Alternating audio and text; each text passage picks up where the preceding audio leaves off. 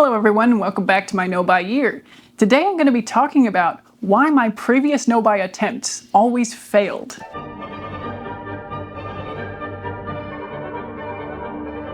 Now, if you've seen some of the other videos on my channel, you will no doubt already know that this no-buy has also kind of failed, but in other ways it has been a great success because despite failing, I didn't totally throw the challenge out the window. I continued to get back on track and do the ongoing reflection that this kind of undertaking and challenge requires to be successful long term. And indeed, that is actually the first reason my previous no-buys totally failed, is that when I would fail previously, this is not the first no-buy year I've attempted. I think I tried to do one in 2020 and then again in 2021. Pretty much every year I've started thinking this is going to be the no-buy year.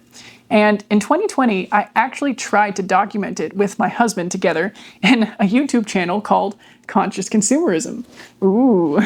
So my husband would do the editing, and he can do a lot more fancy things in that department than me, and I would do the talking. It started out with the 30-day minimalism challenge and went on to do some product reviews and no-buy monthly declutters and reclutters, because inevitably I failed the no-buy and would buy things each month and would go through what we bought. Part of the reason that that first channel failed was the lack of commitment to the no-buy as a process. And when I failed, it was, I guess, something that felt a little bit inevitable, and I allowed it to totally derail all the progress that had the possibility of being made. It also didn't necessarily help that it was a joint venture, so my husband was doing the editing, I wasn't reviewing what I was saying, and I also didn't really feel as free to go deep into the topics.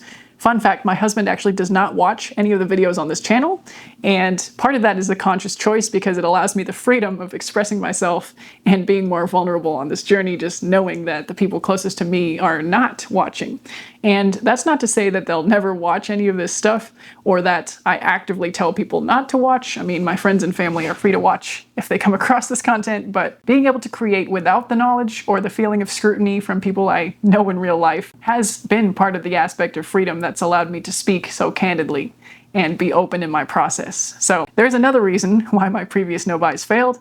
I was working too closely with people that know me in real life. So I kind of already covered the ideas about giving up, letting failure totally derail me and not getting back on the wagon, and not really reflecting in a deep and personal way. I think my entire approach to that channel, again, partly because it was collaborative, was less serious in nature. We were kind of more focused on making the videos enjoyable to watch and worth attention.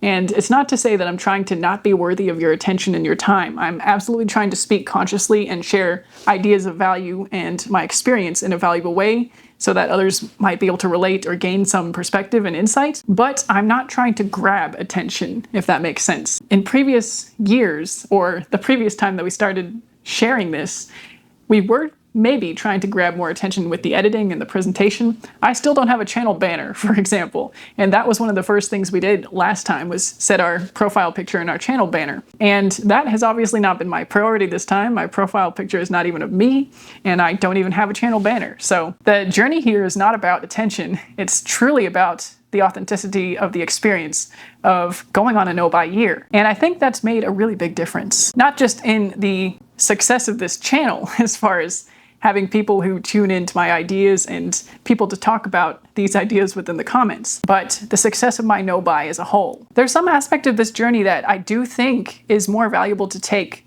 on a personal, solitary level. So once again, although it was fun to work with my husband in that way, I think the value of the personal, solitary reflection has been magnified by a great deal in just doing this alone, even if the production value is considerably lower than it could be. Perhaps especially with the lower production value. I have seen comments on other people's work or people asking the questions about how YouTube has changed or has gone on this little journey from starting out like this with people speaking in their bedrooms to a heavily edited, produced landscape, and then back here to the less edited, more candid people speaking in their bedrooms type of content. So maybe this is just the time for content like this.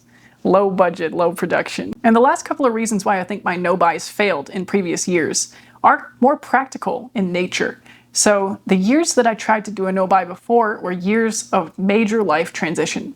So in 2020, I became a teacher for the first time, a public school teacher at a high school, and I was juggling making videos and the stress of trying something new with another stress of trying something new in real life, working with a lot of people, working with online content during that year 2020, and it was just too much. There were things that I needed to do my job, things that I felt like would make my life easier. Whether they actually did is debatable, but these are things like a new wardrobe for teaching because the dress code was more strict than any job that I'd had before. For example, we were supposed to wear collared shirts and no jeans. That was not actually the reality, but that's the information I was given before I went in. So I felt the need to acquire some more shirts with collars and non-jean pants options before I went. And there were other things too.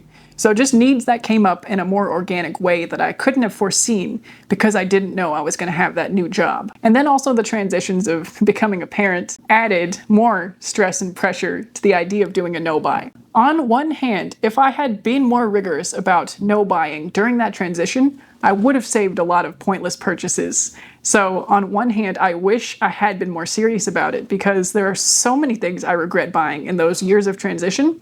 And I may have already talked about this in a chat about anxiety urging us to buy things. And oftentimes anxiety and nervousness come up when we're doing new things in our life. And so we are in a vulnerable place of purchase during those times. So if I had been more conscious in my consumerism during the times of change, I would have saved a lot of response to predatory marketing, and not to absolve myself of all responsibility, I would have saved myself from a lot of stupid decisions, decisions of my own stupidity. Let me just emphasize the fact that they were stupid decisions with my poor grammar there. But I would have saved a lot of poor purchases through whatever means that they were entering my life, whether it was the fault of the marketing and brands or my own decisions or both, more likely, not to mention the isolation of the year 2020. But the point is, I bought a lot of stuff that I didn't need to buy, and the pressures of my environment at the time did not help in my efforts to no-buy that year. And it might have just been a case of biting off more than I could chew as far as too many new things. A no-buy challenge is a new thing in itself as well, and it might bring up many thoughts and feelings that we didn't expect to confront. So we need to have some mental bandwidth and time to deal with these things in order to more successfully process the no-buy year. Not to discourage anybody from trying to do one at any time, but I would also encourage building in that time for reflection. Even if it's a walk once a week where you make a point to think about your feelings and emotions and thoughts about not buying stuff compared to if you were buying stuff in the past. That time of reflection, I think, is extremely important. And I would actually say that once a week might be enough. For full disclosure, I film typically one time per week, and I film multiple videos when I sit down and do this. So it has been a once a week reflection. You could argue that I'm doing more reflection as I go and edit the videos throughout the week. That's not a one-day procedure with the editing. But the talking and processing and thinking of the new ideas and consolidating these thoughts happens for me once a week. I'll journal about it and then I'll sit down and film. And I do think that reinforcing it through the editing helps. So if you have more time to budget in to think about these things, maybe journal yourself, great. But if not, and you're attempting to do a no-buy, maybe just try to build in one time a week where you can consolidate your experience week to week. I also think that the accountability posting has helped in my no-buy efforts.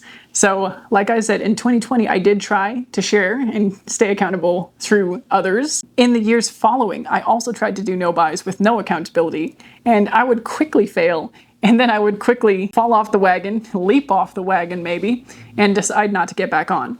When I failed this year in April, I did have that moment again of, oh, maybe I should just quit. Maybe this is it. Maybe I should just not make the effort of filming and editing and looking like a fool to the people on the internet, because that's kind of what's happening here. And ultimately, it doesn't matter if I'm here or not on the internet. I could just make my life a whole lot easier by not trying to do this, right? I could just fail and just quietly disappear into the ether and nobody would be the wiser. And that's that. But then I thought, no, I started this and it's time to really face up to the problems and the challenges and the growth and reflection that I hope for. And if I don't do that, I'm never going to change. It doesn't matter how many times I fail. If I don't stand back up again, leap back onto the wagon, I'm never going to continue the journey. The wagon's going to go on without me. So I need to go and jump back on so that I can at least keep going in the right direction. And I do think that this year, even the couple of hundred people I had back then in April. I don't know exactly how many subscribers were on here, but I was not monetized yet. I didn't have 1,000. Just that small level of accountability, I think, really helped me have the feeling that enough people were observing this that I wanted it to be a story of redemption and not a quiet failure. And I think even just that presence of being here and interacting with those of you who were here back then, maybe you can leave me a comment if that was you, because some of those would have been people that might be watching now. Leave me a comment if you were there, if you were one of the first couple hundred. It would be amazing to hear from you. But that little bit of accountability, I think, really helped me find the motivation to focus on the path forward and not give up on making any more steps on that path. The last thing that I wanted to share in this video about failing my no bias previously is that in the years past, I had all the knowledge that I have today. It's not that I suddenly learned something that made this turning point. I had been collecting this knowledge for years. Like I said when I had the books up here during the Fashion Week videos, I had the books. I had Consumed, I had Fashionopolis, The Conscious Closet, The Story of Stuff, When the World Stopped Shopping. I had all these books about consumer habits and how bad they are and what kind of environmental destruction happens. I had all the finance information too. I had all the background of getting out of debt and focusing on savings and investing. And it's not that I had any significant new information that propelled me forward this year. It's really the commitment to moving forward, even if I go several steps back. The commitment to reflecting, to giving the time and space and energy to this goal of mine this year that has made all of the difference. And when we're talking about a goal of ideas like this, a goal that involves not buying stuff, it's at least a goal that doesn't push me towards the trap of purchasing things to achieve the goal, right? It's kind of the opposite, which is something interesting to mention as well, because I feel like one of the traps I would fall into previously was buying things in order to accomplish a goal. So maybe that's something else to examine. If you're not on a no-buy year, have you ever bought something that you thought would help you achieve a goal? Did it actually work to help you achieve it, or did it not? Because sometimes yes, something will help you achieve a goal. Other times, it will be an instance of the magic of marketing convincing us we need something that we don't truly need. That a tool will help us do the job better, when really, you just need to do the job. There will be times when the tool is necessary. If you've got a nail to hammer into the wood, you're gonna need a hammer. You can't really do it with your shoe or anything else as effectively. But there will be other times when a tool is just icing on the cake that's sweet enough without icing. Not a good analogy, but I hope you understand what I'm saying. The other thing that I will share is that I think these videos help me more in particular because I don't like journaling, and I've never been able to stick to a journal. I've tried bullet journaling, I've tried regular journaling, I've tried journals with prompts in them every day. I can't stick to it. And the idea that my journal entries would then become something further creative like a video, I think is the only reason that I've stuck to it, that I've kept up with it. And it's also possible that at this point of my no-buy year, after having achieved monetization, that's playing a role in it as well. I'm going to be fully transparent. I don't think I would have quit had my channel not reached 1,000 subscribers and been monetized because of my commitment to do this for a whole year. But I would be remiss if I didn't address it at all and say that the opportunity to supplement my income and pay off things like medical debt and dental bills has kind of sweetened the deal as far as continuing to be accountable to an online community as well. And it does feel a little bit icky to say that, but in the interest of full transparency, I will leave this in the video. I do want to say though that I have not changed anything that I would have done based on the possibility of earning income. I've thought about it, but I have not. And I have decided to remain that way, to keep this a sustainable journey. I wouldn't be able to share my thoughts and ideas and feelings sustainably if I was motivated by anything other than the authentic journey, is the conclusion I came to. So rest assured, if you got a little bit of ickiness from talk about being financially motivated, that if there's financial motivation here, it's incidental and not a driving factor. I appreciate any extra income that this may generate, but the income is not going to direct any of the course of this channel. Everything I've done, I would have done had I not been paid, at least this year. That being said, I am going to continue some kind of no-buy or low-buy challenge, and I do benefit from the accountability so much that I probably will still be here, and I probably would still post occasionally even if YouTube stopped being monetized or something happened and I didn't generate any income at all. I thought about the idea of reacting to one of my old no-buy videos, but honestly, I'm not sure that I'm ready to do that yet. I'm not sure that I'm ready to open that Pandora's box of feelings, especially while I'm still trying to be successful on a no-buy year, and watching myself make stupid purchasing decisions might just make me feel bad. So I'm gonna leave that for another day, perhaps next year even, but let me know if that would be interesting to you, and I can put that on the list of things that maybe are projects for the future. And honestly, it might be interesting just to see how much I've grown since then as a person and as a conscious consumer, especially now that I've really committed to doing the work of the change beyond the information gathering that I'd been doing before, which incidentally involved a lot of consuming, purchasing things like books, watching a lot of YouTube videos. I was doing a lot of consuming in order to gather the information. And it's not wrong to consume like that, but not all of that was conscious consumerism either. Not all of the information gathering on how to stop shopping was always done in a conscious way. But anyway, we're getting a little bit into the weeds. That is why my previous no-buys totally failed. To try to do a quick recap here, the reasons are because I gave up, I didn't really reflect, I didn't have the time built in for that kind of thing, I approached it less seriously, and I was going through life transitions where there were big changes, unanticipated needs, and a lack of time. And that's essentially why my previous no-buys totally failed. So if you're on a no-buy or considering doing a no-buy, maybe try to make sure that you're prepared for those factors. Be prepared to fail and not give up. Be prepared to do the work of reflection. Build that time into your no-buy schedule. Be prepared to take it seriously, even if it feels foolish or not important or too privileged of a thing to do. You're not going to make any progress if you take it less seriously. And it's better to make some progress, even if you feel silly doing it. And be able to look back and say, I might have been a fool, but I'm wiser now, than it is to continue living as a fool. And then, I guess lastly, consider whether it's the time in your life to undertake this seriously. So if you're going through transitions or a period where you don't have time, maybe consider waiting. Not that you're going to consume unconsciously or irresponsibly during the period where you're waiting, but maybe don't put the pressure on yourself to do the challenge and the full work of the change until you actually are in a space where you have more time and more stability to approach it with. And with that, thank you for watching. Let me know if you're on a no-buy or considering doing a no-buy in the comments below.